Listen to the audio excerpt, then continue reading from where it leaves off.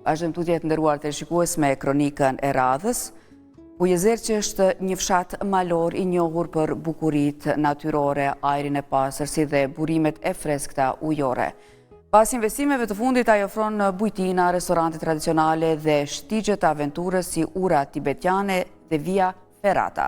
Është destinacion ideal për pushim, ecje dhe përjetime të paharrueshme në natyrë. Të ndjekim kronikën e përgatitur nga kolegja jon Ganimete.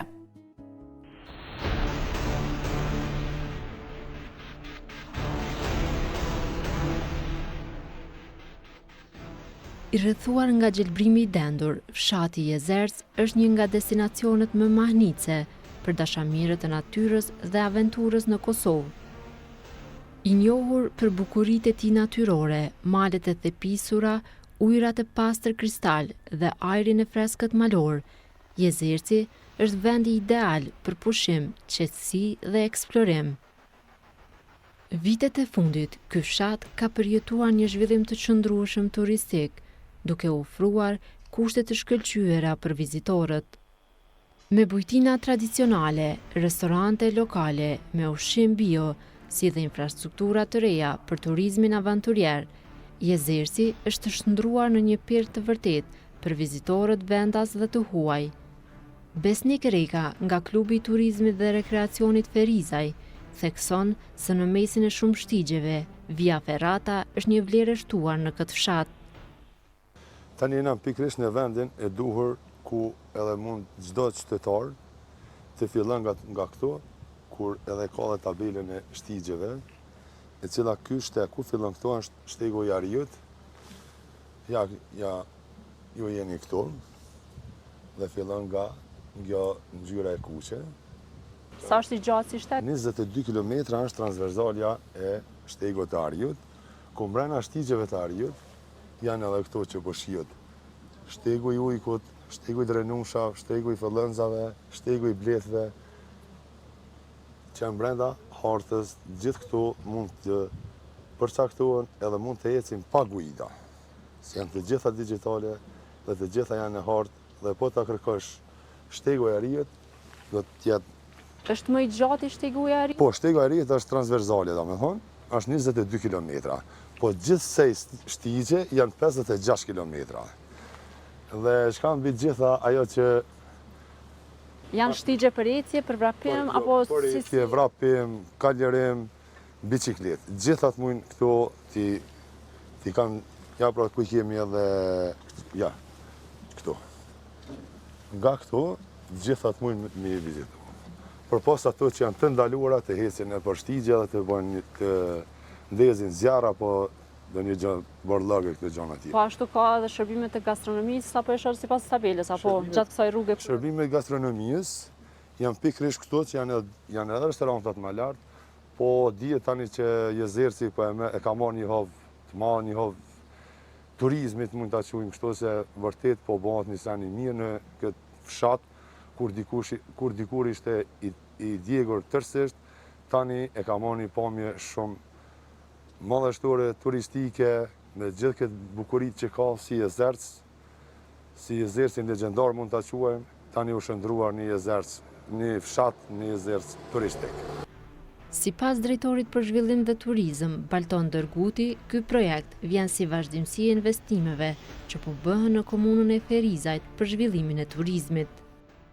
Këtë projekt i kemi realizuar në bashkëpunim me organizatën zvistrane Swiss Contact, konkretisht projekti FEGOT, cilin e kemi bashkëfinancuar ne si komunë me këtë organizatë, dhe kësaj ka qenë edhe një ekspertizë zvistrane që ata ka dhënë edhe si ide për të realizuar një projekt e tillë, i cili nxit shumë vizitor edhe sidomos dashamirët e kësaj fushë që janë të bjeshkatarisë, do thotë ka qenë shumë e mirëpritur në komunën tonë, dhe kësaj ne si drejtori për zhvillim ekonomik dhe turizëm e kemi pa të arsyeshme që ta realizojmë një projekt të tillë, i cili ka me ndiku në mesin e shumë projekteve të tjera atraktive që janë në fushën e turizmit në komunën tonë.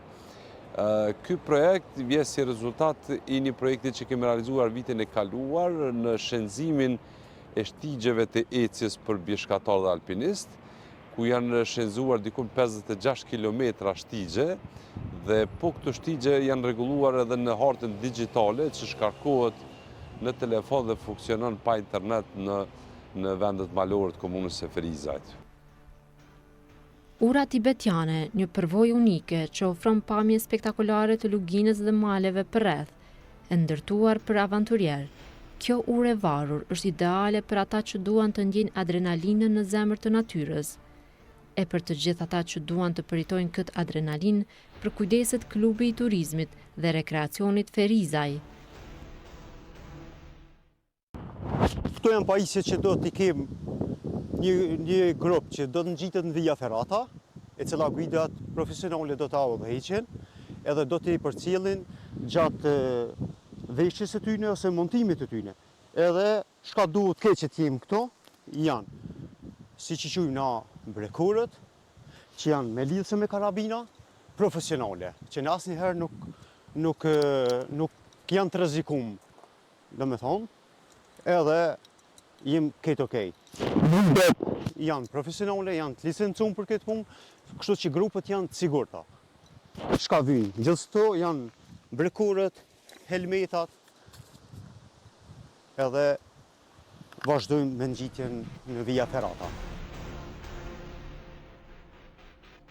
Via Ferrata, një rrugë ngjitje përmes shkëmbinjeve të pajisur me litar qeliku, shkallë e siguresa, që u jep mundësi vizitorëve të ngjiten në lartësi duke përjetuar një ndjesi të papërsëritshme. Te ura tibetiane, pikërisht në jezercin piktores, në jezercin legjendar, ku ju shtua para disa ditëve edhe ura tibetiane dhe si shifët lartë atje edhe Via Ferrata.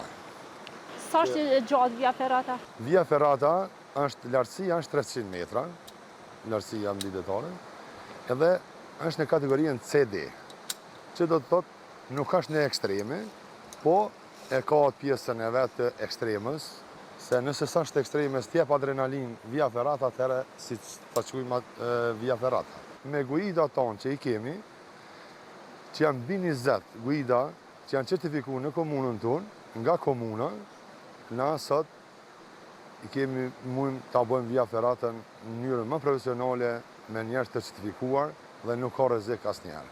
Për gjithë ata që duan ndoshta ta kalojnë një vikend në Jezerc edhe duan ta provojnë Via Ferratën, më trego çfarë grup mosha munden me ardhë dhe si munden me organizu, a duhet paraprakisht me kërku te klubi? Kjo nga shtigje, domethënë nga ecjet që janë të lirshme, që fillon nga mosha 7 vjeçare deri në moshën 70 vjeçare që mund del në ecje në natyrë, kjo dallon nga ata. Se në Via Ferrata duhet jenë mbi moshën 18 vjeçare dhe çdo herë të janë me pajisje dhe nuk mund të jetë vetëm që ta merr pa pas një gujit në mënyrën profesionale, jo të merr një rrugtim vetëm dikush apo pa një grup. Me gujit sa është i sigurt? Me gujit është ai spori do t'i ketë brekurët që t'jetë në mënyrën më të mirën e mundshme për ta, që t'i siguron brekurët, t'i siguron karabinat dhe siguron klubi apo ka duhet qytetarë? Kemi disa pajisje, po ata që i kanë të vetat mund t'i marrin të vetat. Po nëse si ka atëherë ne i kemi posedojmë edhe ato. Nëse dikush e ka pasion, a mundet vetë pa guid profesionale me... Po të paktën duhet të lajmërohet në numër, se ne nuk e dim kush e ka, apo çka do t'i ndodhë, se po t'jetë një njeri vetëm, nuk ban të ecë male edhe në atë mënyrën, po e mos flasim për të kapë një Via Ferrata. Nuk duhet t'jetë më shumë se, ma pak se 3 veta. Do me thonë, Po, 3 veta minimum? 3 veta që t'jenë më sigurt, Zoti mos e boft, se ai mundet me karabinat të gaboj, po ai në mënyrën që është mënyrën profesionale, po mundet me qenë nga mushkoni apo nga diçka që mund ta kafshoj, kështu që çdo herë nuk praktikohet të bëhet vetëm. Pavarësisht se sa je mënyrën profi apo je një njeri amator. E the minimumin spaku 3 persona, po maksimumi i grupit që munden me unis me kalu Via Ferratën sa është? Guidat ato e përcaktojnë çdo herë. Nëse janë 5 veta do të jetë një guid. Nëse janë 10 veta do të jenë 2 guida. Kështu që kisha thonë që t'jenë më shumë se 10 apo 15 maksimumi, jo për shkaqet pajisjet, po për shkaqet sigurijës që të jenë nga guidat më të sigurt, se ne i thonë që mbi 20 vetë kena guida, në mënyrën që janë certifiku në mënyrën profesionale, po jo që kanë se shkaku edhe të ura tibetiane nuk mund të kalojnë më shumë se 3 veta, çdo herë 3 veta, edhe kur fillon që edhe guida t'i ketë nën kontroll guida i parë me guidën e fundit. Rregulli i Via Ferratës është që në momentin e nisjes nuk ka më kthim mbrapa, por duhet të vazhdohet deri në fund.